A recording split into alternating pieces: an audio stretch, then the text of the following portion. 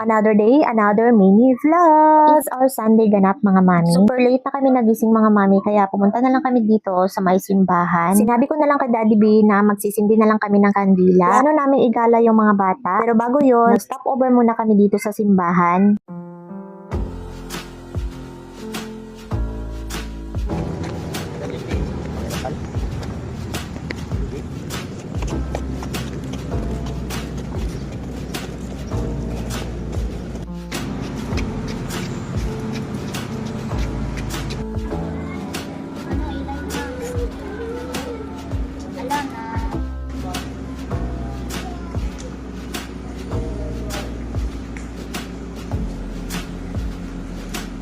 Dito na nga kami sa Polomolok mga mami, pero sabi ko kay Daddy B ay dadaan muna kami dito sa sementeryo. Magsisindi muna ako ng kandila para kay nanay at saka kay tatay. Naku, nahihirapan nga si Daddy B sa pagsindi ng kandila mga mami kasi sobrang lakas ng hangin. Pero effort na nga si Daddy B sa pagsindi, pero si Bryce eto, gusto rin i-blow yung kandila, Diyos ko.